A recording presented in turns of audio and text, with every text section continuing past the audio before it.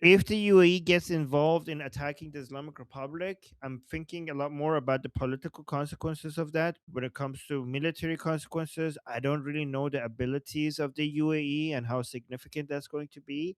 But the political consequences of that is huge, because if that's a line that we have crossed, that we will not be able to get uncrossed. Like if the UAE and the Islamic Republic are officially at war, even if these military operations stop, the more of the countries around the Persian Gulf do get military involved, they will become close to permanent enemies, and it would isolate the Islamic Republic to a degree where it's not going to be able to recover from that. I mean, UAE is the main place where the Islamic Republic used as a way to move a lot of its finances through the UAE. That was one of the main countries that they used for doing such a thing, like the banks in the UAE and other financial institutions that they had in the UAE. So that's why so many people were surprised. Why would they attack UAE, given that how is such an important breathing like window for them to be able to be connect financially to the rest of the world? They would think that, a lot of people were about surprised about Qatar and Oman, but many other people, I remember, because of them having this knowledge, were also surprised that they attacked the UAE. So them going officially to war with the Islamic Republic will make their relationship, um, it will hurt their relationship in a way that it will be very hard to recover. So that is one reason why that will be very significant. And again, when it comes to military operations, I really don't know how capable the UAE is when it comes to them being able to contribute. When it comes to President Trump talking about negotiations, talking to the Islamic Republic, I mean, the last two times he said that, they ended up bombing the Islamic Republic. So during the 12-day war, President Trump was talking to the regime, and then right in the middle of the negotiation, they bombed Isfahan, Natanz, and Fordo. Then, before these military operations that we're in the middle of right now, like before Operation Epic Fury, the discussion that we were having everywhere is like, oh no, like, why are they talking to them? Why are they negotiating? And the understanding that we had, like, oh, they're just buying time for the airstrike carriers to come to the region. And that analysis ended up being correct. And and then all of a sudden they bombed in the middle of the negotiation, right? So now, this is now people are saying, like, okay, we should have learned our lesson from the first two times. We shouldn't be against negotiations, because that's apparently Trump does the most ass kicking when he says that he wants to talk to people. Let's imagine the worst case scenario. Let's say President Trump talks to them. So another reminder: if the talking is about terms of surrender, then we are okay with that. Like, that's a good way of like, that is good. If we could get the Islamic parts of the Islamic Republic to talk to the Americans and just basically give up certain things, then toppling the Islamic Republic would be much easier. This is not negotiating the terms, uh, terms of ceasefire. This is negotiating the terms of surrender of the Islamic Republic. We have to understand that if you want the Islamic Republic, if they're talking about giving up their nuclear abilities, what that involves is nothing short of a regime change. Because how are you going to do that? Like, are you going to have the IAEA back inside Iran and basically start monitoring the nuclear sites of the regime to making sure that they're not enriching anymore?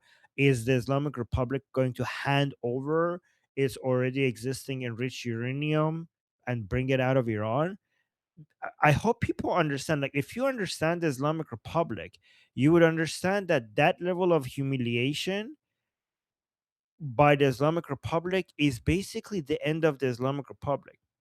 There are many people within the IRGC that there's no way they would tolerate that. That will cause an internal war within the Islamic Republic. That will cause mass defection from the Islamic Republic. There are so many supporters and followers of the Islamic Republic that have been told, like, oh, yeah, we're going to be destroying Israel and America any day now. And now we're gonna go from that to telling them, like, actually, we're letting them into Iran and for them to observe our enrichment facilities to make sure we're not enriching uranium. And and we're handing over our enriched uranium today. They're being everywhere in Iran. The followers of the Islamic Republic are being told that we're going to punish the Americans and we're going to make them regret killing the supreme leader. And we're going to, not only that, we're going to make them pay for the costs associated with this war. And now we go from that to be like, actually, we accepted the terms of the person who killed the supreme leader, and we're going to hand over the enriched uranium to them. Like, what? Like, that by itself is going to, like, we don't, like, the anti-regime Iranians wouldn't need to do a revolution anymore. The pro-regime Iranians would do the revolution for us if that happens. So I'm just saying that it's really hard to imagine the Islamic Republic being able to sell that to its followers. What I suspect is happening is that the Islamic Republic is fragmented. And when you say we're talking to the Islamic Republic, you're not really talking to the Islamic Republic. You're talking to parts of the Islamic Republic that doesn't have control over other parts of the Islamic Republic. Like, so let's say, for example, you meet with somebody who comes and meet with Witkoff in Pakistan. We're like, yeah, okay, we're going to surrender. All right, okay. Does this person have control over IRGC? Because the only person I remember that had any control over IRGC was Khamenei, and he's dead. So how are you going to get IRGC to stop? I mean, Pezeshkian, when Pezeshkian was the when Khamenei died and Mujtaba Khamenei was still not the supreme leader, he was the head of the temporary supreme leader council, like at the council, the three-man council that acts as the supreme leader, right? Which is Pezeshkian as the head of it, and then Ejei and Arafi. Those are the three people that were supposed to be the supreme leader. And when he as a leader of the Supreme Leader Council came out and said that we're not going to attack the countries around the Persian Gulf. We're going to stop that, and we apologize. And the IRGC was like, "Who the fuck are you?" And immediately they started shooting at, shooting at the countries with missiles, just to make it clear that, yeah, Pezeshkian is nobody, and we're going to continue to do what we're doing. So I'm expecting, like, if you send somebody to Pakistan to talk to the Americans and say, like, okay, we're going to give you our enriched uranium, I don't think that it would be surprising if the IRGC were like, "Oh, okay, I guess that guy said so, so we're gonna go along with that." I mean, the Islamic Republic itself doesn't know who the leader is right now. Like, they don't have a leader right now. Nobody speaks on behalf of the Islamic Republic right now. The people who are the Islamic Republic are the crazy Durka jihadi people who support the Islamic Republic. And if you see any sort of unity like in their language right now, is because they want to make sure they keep those people happy. And all of the bullshit narrative and the sign of strength and all the propaganda you see from the Islamic Republic right now, it's all intended to keep those people happy. Because if those people are not happy, that's the final day of the Islamic regime. That's the final day. So everything you see, like, is that's the highest priority right now for the Islamic Republic, is to keep the followers of the Islamic Republic to continue supporting the Islamic Republic. And I promise you, giving in to Trump's demand is not going to do that.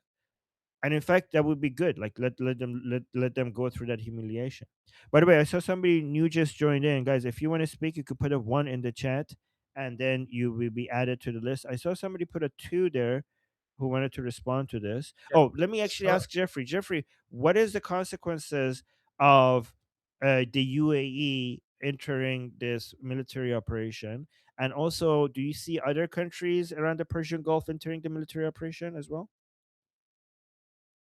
So more than they already are with providing tacit and or defensive elements, there's a good chance of it. They're definitely moving in that direction. As far as like what the UAE brings to the fight, so given that we're like US targets moved more east and we're taking out other aspects of the Mullah regime's kind of the remnants of it, what the UAE brings to the table, all Gulf nations or state and allies bring to the table, is the assets that can sit there and help patrol and or finish up opening up the Strait of Hormuz. For instance, the UAE, some of the key assets that it brings regarding the Strait of Hormuz is about maybe like 150 ish, like 140 strike aircraft. They're F-16E, F Block 60s, Mirage 2000s, and Rafaels. They have 5 Saab GoldenEye Those are like ISR, AEW. Those are like things that you like flying radar, like flying radars. You can use to detect things like fast attack boats and missile launches and all of that. They have about 30 rotoring aircraft, particularly AH-64E Apaches, which again, anti-swarm close support, so shooting down Shahed 136s, fast attack boats if there's any left. They have significant surface vessels, with regards that are centered on patrolling. So about six, I can't pronounce this, Bayununa class, corvettes. They got two Going class. These are all corvettes, very much coastal defense, escort, and patrol. They have offshore patrol vessels. They got like one or two of them. They have about 12 fast attack patrol boats. Total fast attack patrol boats, probably about 42. So, what does all that kind of mean? It means that having the UAE just itself getting involved brings a lot of anti swarm, anti drone assets to the strait. And what that does is it frees up US and Israeli assets then to do other things like target, besiege, and IRGC douche canoes, right? Or finish up those targets. On top of the idea of like the Mullah regime now losing, an intermediary. As far as the Gulf states are concerned, if like the House of Saud got involved, the Mullah regime's not going to like that. Like the House of Saud has a very capable air force. So yeah, those are very significant. It also allows, for us to hand off some of those patrol assets to ensuring the security, maintaining security over the Strait of Hormuz, so we can focus on other things and finishing up the Mullah regime and or then pivot back towards the Taiwan and or Europe because those guys are trying to take advantage of things, right? Not like we're going to leave it unfinished. As far as discussing, you're not wrong.